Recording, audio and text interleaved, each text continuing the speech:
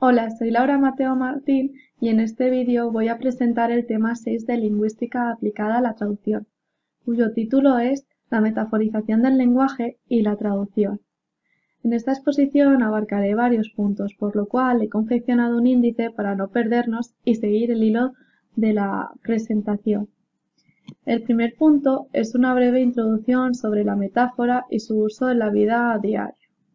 A continuación, presento las posturas epistemológicas que han surgido alrededor de la metáfora a lo largo de los tiempos. En tercer lugar, trataré los componentes de la metáfora, es decir, los elementos que se esconden bajo la metáfora y que muchas veces no nos damos cuenta de ellos. En cuarto lugar, la metáfora, según los literalistas, tratará de la perspectiva que ellos tienen sobre la metáfora, muy diferente a la de los cognitivistas. Pero entre medias voy a tratar la simetría de las metáforas. En la metáfora, según los cognitivistas, mencionaré a Lakoff y Johnson y sus metáforas de la vida cotidiana mediante definiciones y ejemplos. Respecto a los dos últimos puntos de mi índice, tienen mucho que ver con nuestra carrera, es decir, con traducción e interpretación, dado que las implicaciones culturales de la metáfora son muy importantes a la hora de traducir esta figura. Porque si no tenemos en cuenta la cultura de las diferentes civilizaciones, podemos hacer una traducción errónea. Y por último, el punto que trataré es la traducción de la metáfora, es decir, cómo podemos pasar de un texto a otro, al texto meta, las metáforas y qué posibles soluciones tenemos a la hora de elegir. Finalmente, haré una breve conclusión sobre los aspectos que hemos ido tratando en el vídeo. Para empezar, la metáfora cumple un gran papel en la vida cotidiana, ya que nuestro lenguaje está impregnado de metáforas, pero también de metonimias, por lo cual suprimir la metáfora y la metonimia sería suprimir el lenguaje. Pero ¿cuál es la diferencia entre la metáfora y la metonimia? La metáfora relaciona dos entidades de dominios distintos, mientras que la metonimia opera en un solo dominio, relacionando entidades conceptuales contiguas. Para visualizar esto de manera más fácil os propongo dos ejemplos, uno de metáfora y otro de metonimia. El de metáfora sería El viento se llevó a los algodones. Es de Federico García Lorca y el poeta utiliza la palabra algodones para designar a las nubes. Y un ejemplo de metonimia sería designar el objeto por su utilización, es decir, beber un vaso de agua. Para terminar este apartado es necesario huir de una falsa asociación por la que la metáfora se asocia con la literatura y con la lengua escrita, pero esto no es cierto, porque en el lenguaje oral y cotidiano existen muchas metáforas que vamos a ir viendo a lo largo de esta presentación. Finalmente, la metáfora constituye una desviación del lenguaje que puede llegar a ámbitos más amplios como puede ser ámbitos científicos o incluso de fútbol. A continuación, voy a hablar de las tres posturas epistemológicas en metaforología. La primera de ellas es la postura desconfiadora, que observa el concepto de la metáfora desde un punto de vista negativista, dado que si no existe una teoría aceptada sobre la metáfora, tampoco existe una metaforología aplicada que sea aceptable. En este concepto podemos nombrar a Derrida, a Ricoeur o a Castoriadis. En cuanto a la postura definitoria, tiene un punto de vista disciplinario y consiste en llevar a cabo una investigación sobre la presencia de las metáforas en el discurso. Por último, la postura tipológica se acoge a un punto de vista transdisciplinario, ya que no podemos dar una definición de la metáfora que sea general y exhaustiva, dado que muchas veces no podríamos utilizar esta metáfora en los diferentes ámbitos y no contemplaría todas las excepciones que pueda haber. Por otro lado, Fontanier había percibido la metáfora como presentar una idea bajo el signo de otra, pero él no pudo deducir las consecuencias que esta definición traía, dado que carecía de una teoría adecuada del discurso. Por lo tanto, es Richard quien propone llamar tenor a la idea subyacente y vehículo a la idea bajo cuyo signo es aprendida de la primera. Es decir, tenor al término literal y vehículo al término figurado. Pero hay que señalar que la metáfora no es el vehículo, es un todo constituido por las dos mitades, por el tenor y por el vehículo. Finalmente, se llama fundamento a la relación que existe entre el tenor y el vehículo. Dependiendo de la presencia del tenor, podemos distinguir dos tipos de metáforas. Las metáforas donde aparecen los tres componentes, que serían las explícitas, y las metáforas donde el tenor no aparece y son las explícitas. En el ejemplo que os propongo, esas dos esmeraldas que tenía como ojos brillaban en su rostro. El tenor son los ojos y el vehículo son las esmeraldas. Pero ¿cuál es el fundamento? Se trata de la relación entre el tenor y el vehículo. En este caso es el color verde. Según los literalistas, ellos tienen una postura prescriptiva, es decir, que ven la metáfora como un elemento meramente decorativo, es decir, un elemento retórico. Aunque si nos remontamos a Aristóteles, para él la metáfora tenía dos funciones, una función retórica y una función poética. Para los literalistas, las metáforas tienen cuatro funciones. La primera función es de relleno, dado que una metáfora puede llenar o completar nuestros textos. Siguiendo con esta línea, la metáfora sustituye al lenguaje literal cuando necesitamos paliar un vacío en el vocabulario, dado que muchas veces es más fácil encontrar la expresión metafórica que una expresión en el lenguaje literal. Como ya advertíamos antes, para los literalistas se trata de un elemento estético, y finalmente tiene una función lúdica, dado que muchas veces los receptores de los textos tienen que descifrarlas como si se tratase de un acertijo. Es el caso de las metáforas implícitas, aquellas que no tenían tenor y eran más difíciles de averiguar. Por otro lado, las metáforas tienen dos bases cardinales, ya que podemos sustituirlas por otros términos y podemos ponerla como una comparación. Finalmente, para los literalistas, el hablante tiene recursos suficientes en el lenguaje literal y por eso no necesita usar esta figura. Es decir, el uso de las metáforas no es obligatorio, pero es verdad que esta figura enriquece nuestro vocabulario y nuestra forma de hablar en muchas ocasiones. Podemos diferenciar tres tipos de metáforas basándonos en una asimetría. Las metáforas de temperatura, como Marta es fría, es decir, se pone en relación la temperatura y el temperamento. Luego las metáforas espaciales, como el tiempo vuela, en las cuales se señala rapidez. Y por último, las metáforas de gusto, como una persona amarga. Pero en relación con la incapacidad explicativa de esta teoría, es decir, de la teoría semántica comparativa de la simetría de las metáforas, Boves está de acuerdo con Black en que no se puede explicar la metáfora desde el punto de vista de la comparación, dado que compararla de esta manera resultaría erróneo. Ahora voy a tratar la metáfora según los cognitivistas.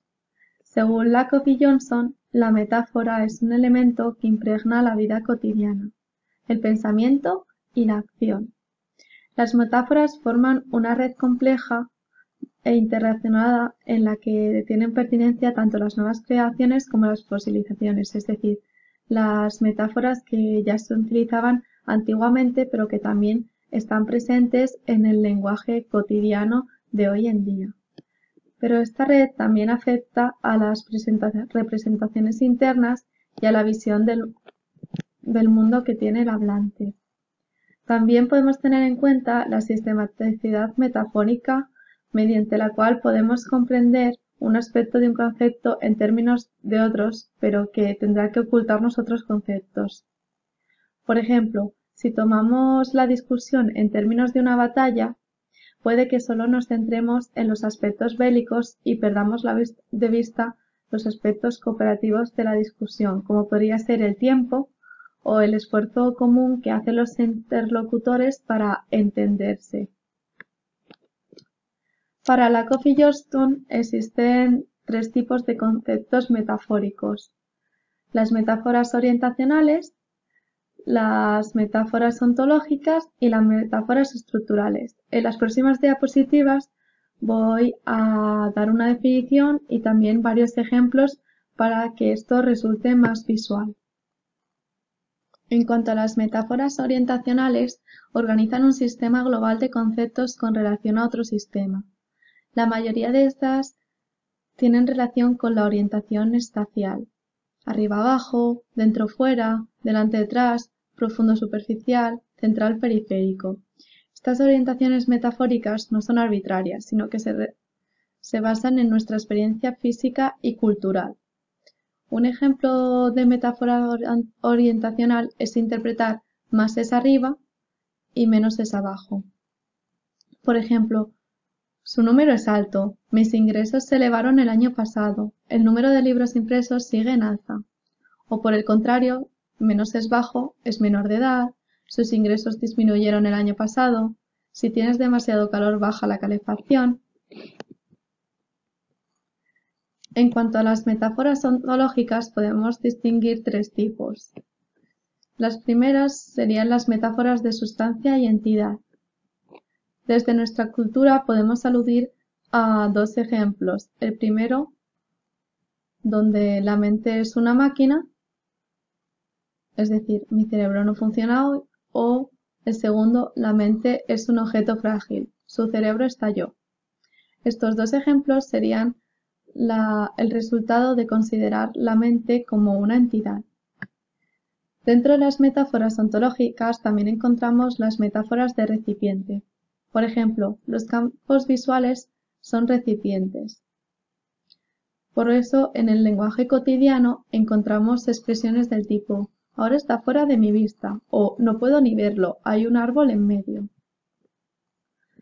Para hablar de los siguientes tipos de metáforas ontológicas, vamos a desligarnos del típico ejemplo de eres un sol. En este ejemplo que os propongo, el objeto es una persona. Es decir, que podemos encontrar expresiones como la vida me ha estafado o la inflación se está comiendo nuestras ganancias. Por último, voy a pasar a las metáforas estructurales, en las que una actividad o una experiencia se estructuran en términos de otra. Por ejemplo, el discurso es un hilo.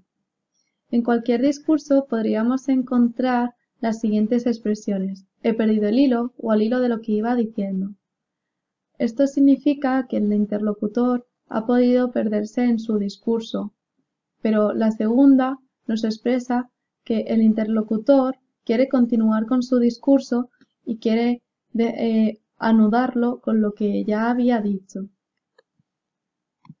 Las metáforas son confeccionadas en cada cultura, por lo tanto, los valores son independientes y tienen que formar un sistema coherente con los conceptos metafóricos de los que vivimos. Es decir, las culturas son diferentes y sus valores también van a serlo. Estos valores solo se mantienen si las circunstancias se mantienen. Si las circunstancias cambian, los valores cambiarán. La elección de los valores que tienen prioridad es cosa de cada subcultura en la que se vive, pero también parcialmente de los valores personales. Por ejemplo, existen culturas americanas en las que uno se compra un coche grande y no se preocupa por el futuro. Y existen otras culturas en las que el futuro va por delante y uno compra un coche pequeño. Recientemente hay una gran subcultura en la que ahorrar dinero es mejor y tiene prioridad sobre más grande es mejor. Pero dentro de una cultura pueden existir varias subculturas y pueden no coincidir.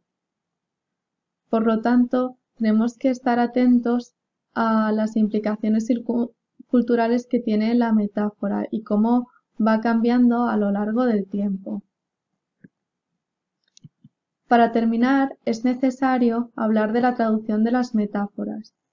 Las metáforas van más allá de las palabras que la componen, y esto supone un gran reto para el traductor, dado que no se puede hacer una traducción al pie de la letra. Esto muchas veces es erróneo porque se intenta imitar la lengua original, pero esa misma metáfora en la lengua meta no significa lo mismo. Algunos teóricos describen el fenómeno como metarofobia, ese miedo a traducir las metáforas. Pero también existen teóricos que piensan que las metáforas son intraducibles. Pero hay muchos detractores de esta visión y desde un punto práctico son muy útiles las posibilidades de la traducción de la metáfora que nos ofrece Gideon Toury.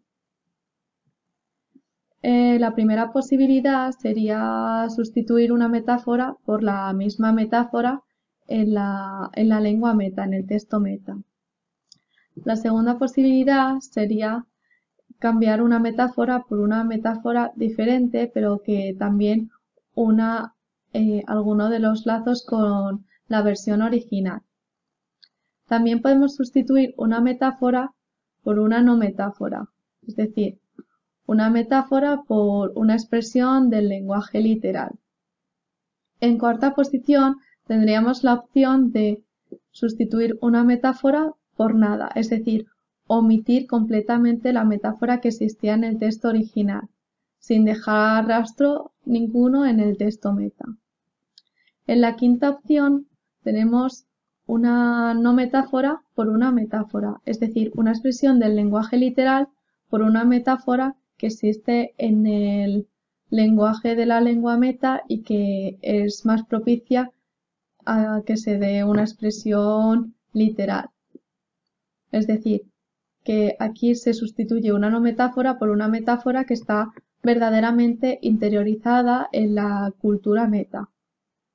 Finalmente, el punto 6 es que no hay metáfora en la lengua original, en el texto original, pero se sustituye por una metáfora. Es decir, hay una simple adición, pero esto no tiene ninguna motivación lingüística en el texto origen.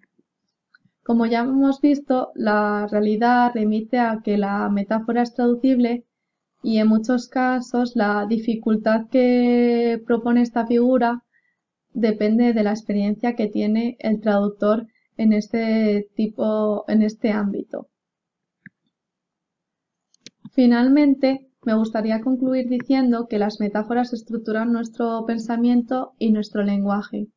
De esta manera nos permiten comprender conceptos más abstractos a través de conceptos más concretos. Eso es todo y muchas gracias por vuestra atención.